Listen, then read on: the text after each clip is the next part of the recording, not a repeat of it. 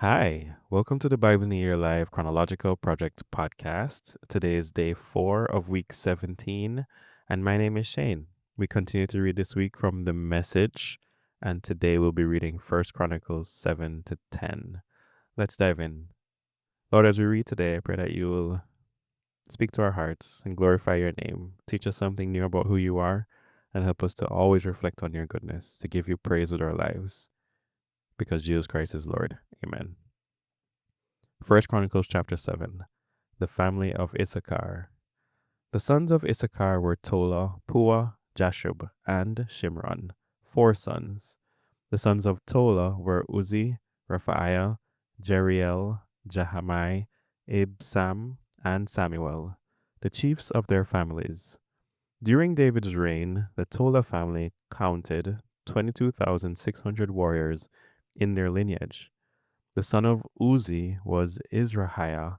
The sons of Izrahiah were Michael, Obadiah, Joel, Ishiah, 5 sons, and all of them chiefs. They counted 36,000 warriors in their lineage because they had more wives and sons than their brothers. The extended families of Issachar accounted for 87,000 warriors, all of them listed in the family tree. The family of Benjamin. Benjamin had 3 sons, Bela, Becher, and Jediael. Bela had 5, Esbon, Uzi, Uziel, Jerimoth, and Iri, all of them chiefs and warriors. They counted 22,034 names in their family tree. Becher's sons were Zemirah, Joash, Eleazar, Elionai, Omri, Jerimoth, Abijah, Anathoth, and Elameth. Through these chiefs, their family tree listed 20,200 warriors. Jediael's son was Bilhan, and the sons of Bilhan were Jeush, Benjamin, Ehud, Kenaanah, Zethan, Tarshish, and Ahishahar. All sons of Jediael and family chiefs, they counted 17,200 combat-ready warriors. Shupim and Hupim were the sons of Er. Hushim were from the family of Aher, the family of Naphtali.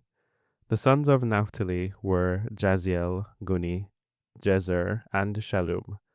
They are listed under the maternal line of Bilhah, their grandfather's concubine. The family of Manasseh.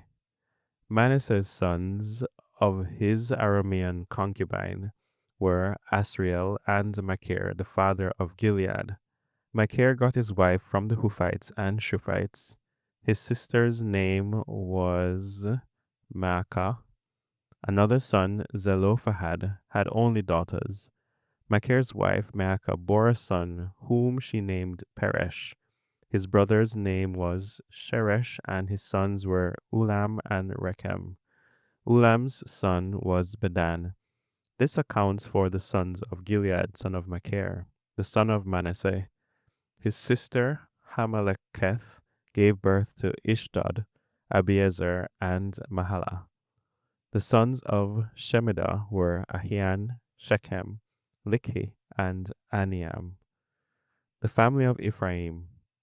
The sons of Ephraim were Shuthelah, Bered his son, Tahath his son, Eliadah his son, Tahath his son, Zabad his son, Shuthelah his son, and Ezer and Eliad, cattle rustlers, killed on one of their raids by the natives of Gath. Their father Ephraim grieved a long time, and his family gathered to give him comfort. Then he slept with his wife again. She conceived and produced a son. He named him Beriah, unlucky, because of the bad luck that had come to his family. His daughter was Sherah. She built Lower and Upper Beth Horon and Uzen Sherah. Repha was Ephraim's son and also Resheph. Tela was his son, Tahan his son, Ladan his son, Amihud his son, Elishama his son, Nun his son, and Joshua his son. They occupied Bethel and the neighboring country from Naaran on the east to Gezer and its villages on the west, along with Shechem and its villages, and extended as far as Iyar and its villages. Stretched along the borders of Manasseh were Beth Shan, Tanakh, Megiddo, and Dor, together with their satellite villages. The families descended from Joseph, son of Israel, lived in all these places. The family of Asher. The sons of Asher were Imnah, Ishva, Ishvi, and Beriah. Surah was their sister. The sons of Beriah were Heber and Malkiel, who had Berzaith. Heber had Japhlet, Shomer, Hotham, and Shua, their sister. Japhlet had Pasak, Bimhal, and Ashvath. His brother Shomer had Rokah, Huba, and Aram. His brother Helem had Zophah, Imnah, Shelesh, and Ammal. Zophah had Shua, Harnefer, Shual, Beri, Imrah, Bezer, Hod, Shammah, Shilsha, Ithran, and Bera. Jether had Jephunneh, Pispa, and Ara. Ulah had Ara, Haniel, and Rizia. These were Asher's sons, all of them responsible, excellent in character, and brave in battle, good leaders. They listed 26,000 combat ready men in their family tree. First Chronicles chapter 8. The family of Benjamin continued. Benjamin's firstborn was Bela, followed by Ashbel, Ahara, Noha, and Rapha, 5 in all. Bela's sons were Adar, Jerah, Abihud, Abishua, Naaman, Ahoa, Jerah, Shephupan, and Huram. These are the families of Ehud that lived in Geba and were exiled to Manahath. Naaman, Ahijah, and Jerah, who led them to exile, and had Uzzah and Ahihud. In the land of Moab, Shaharaim had children after he divorced his wives, Hushim and Baara. From his new wife, Hodesh, he had Jobab, Zibiah, Mesha, Malcham, Jeuz, Sakia, and Merima, sons who became heads of families. From his early wife, Hushim, he had Abitub and Alpaal. Alpaal's sons were Eber, Misham, and Shemed, who built Ono and Lod with all their villages. Beriah and Shema were family chiefs who lived at Aijalon. They drove out the citizens of Gath. Their brothers were Shashak and Jeremoth. The sons of Beriah were Zebadiah, Arad, Eder, Michael, Ishpa, and Joha. The sons of Elpaal were Zebediah, Meshulam, Hizki, Heber, Ishmerai, Isliah, and Jobab. The sons of Shimei were Jachim, Zikri, Zabdi, Elianai, Zelethai, Eliel, Adaiah, Beriah, and Shimrath. The sons of Shashak were Ishpan, Eber, Eliel, Abdon, Zikri, Hanan, Hananiah, Elam, Anthothijah, Ifdeiah, and Penuel. The sons of Jeroham were Shamsharai, Shushariah, Athaliah, Jaareshiah, Elijah, and Zikri. These were the chiefs of the families as listed in their family tree. They lived in Jerusalem. Jael, the father of Gibeon, lived in Gibeon. His wife's name was Maacah. Abdon was his firstborn son, followed by Zur, Kish, Baal, Nadab, Gedor, Ahio, Zecher, and Mikloth. Mikloth had Shimea. They lived in the neighborhood of their extended families in Jerusalem. Ner had Kish, Kish had Saul, and Saul had Jonathan, Malchi, Shua, Abinadab, and Eshbaal. Jonathan had Meribaal, and Meribaal had Micah. Micah's sons were Pithon, Melech, Tariah, and Ahaz. Ahaz had Jehoiada, and Jehoiada had Alemeth, Azmaveth, and Zimri. Zimri had Moza, and Moza had Beniah. Rapha was his son. Eleazar his son, and Azel his son. Azel had 6 sons named Azrikam, Bokeru, Ishmael, Sheariah, Obadiah, and Hanan. His brother Eshek's sons were Ulam, his firstborn, followed by Jeush and Eliphalet. Ulam's sons were warriors well known as archers. They had lots of sons and grandsons, at least 150. These were all in Benjamin's family tree. Chapter 9.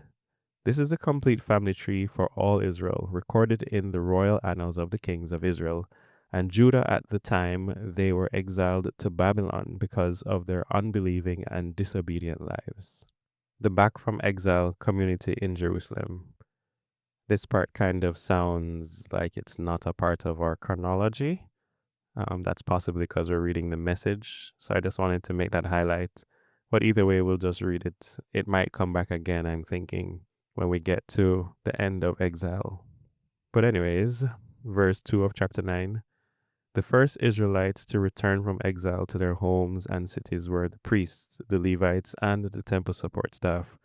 Returning to Jerusalem from the families of Judah, Benjamin, Ephraim, and Manasseh were the following: Otai, son of Ammihud, the son of Omri, the son of Imri, the son of Bani, from the line of Perez, son of Judah.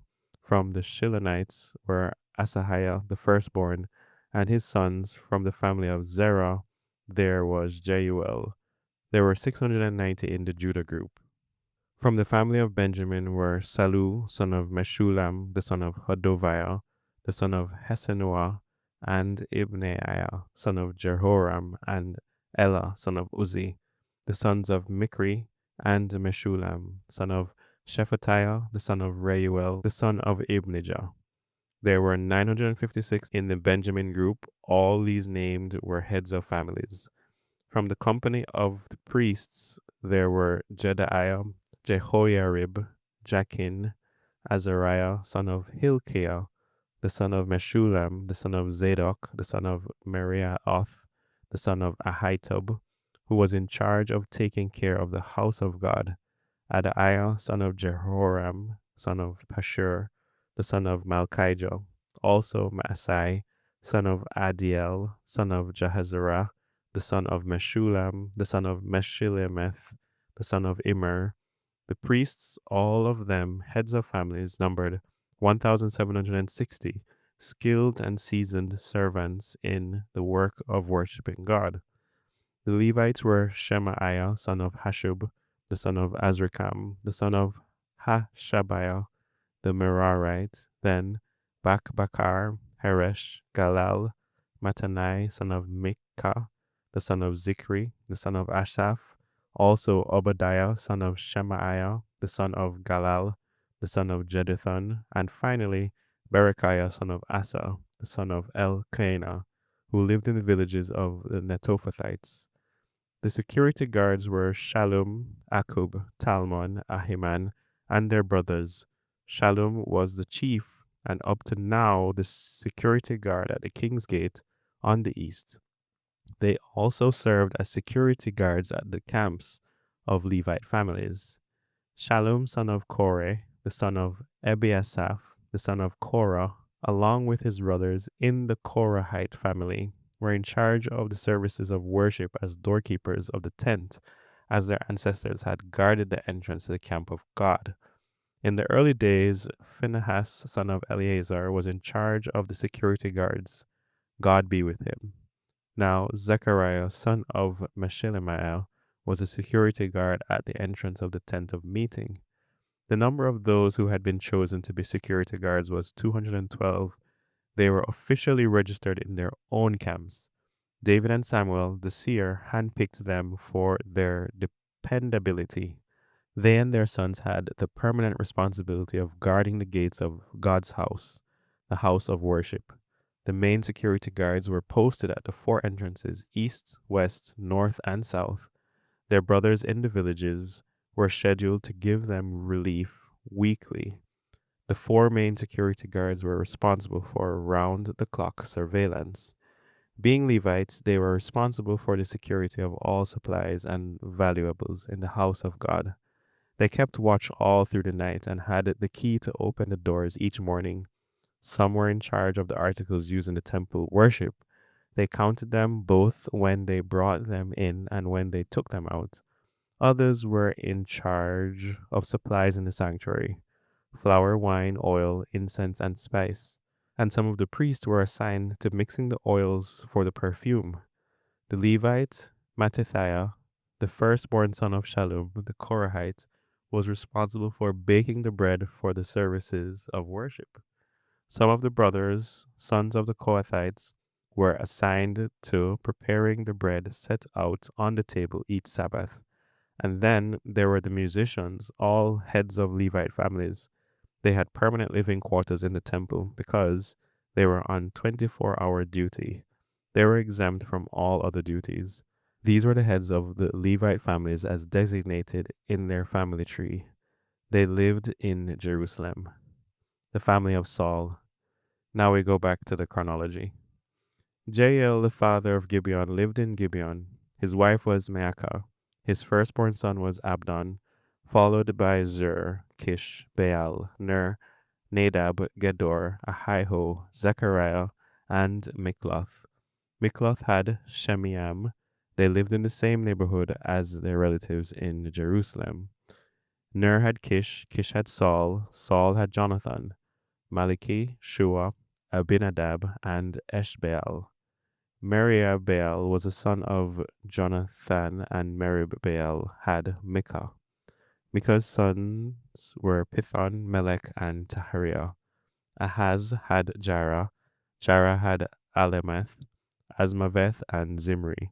Zimri had Moza. Moza had Beniah. Rephaiah was his son. Eleasah was his son, and Ezel was his son. Azel had 6 sons: Azrikam, Bokaru, Ishmael, Sheshariah, Obadiah, and Hanan, the sons of Azel. 1 Chronicles chapter 10. The Philistines went to war against Israel. The Israelites ran for their lives from the Philistines, but fell slaughtered on Mount Gilboa. The Philistines zeroed in on Saul and his sons and killed his sons Jonathan, Abinadab, and Malchishua. The battle went hard against Saul, and the archers found him and wounded him. Saul said to his armor bearer, "Draw your sword and finish me off before these pagan pigs get to me and make a sport of my body." But his armor bearer, restrained by both reverence and fear, wouldn't do it. So Saul took his own sword and killed himself. The armor bearer panicked because Saul was dead, then killed himself. So Saul and his 3 sons, all 4 the same day, died. When all the Israelites in the valley saw that the army had fled and that Saul and his sons were dead, they abandoned their cities and ran off. The Philistines came and moved in. The next day, the Philistines came to plunder the dead bodies and found Saul and his sons dead on Mount Gilboa. They stripped Saul, removed his head and his armor, and put them on exhibit throughout Philistia, reporting the victory news to their idols and their people. Then they put Saul's armor on display in the temple of their gods and placed his skull as a trophy in the temple of their god Dagon. The people of Jabesh Gilead heard what the Philistines had done to Saul. All of their fighting men went into action, retrieved the bodies of Saul and his sons, and brought them to Jabesh, gave them a dignified burial under the oak of Jabesh, and mourned their deaths for 7 days. Saul died in disobedience, disobedient to God. He didn't obey God's words. Instead of praying, he went to a witch to seek guidance because he didn't go to God for help. God took his life and turned the kingdom over to David, son of Jesse.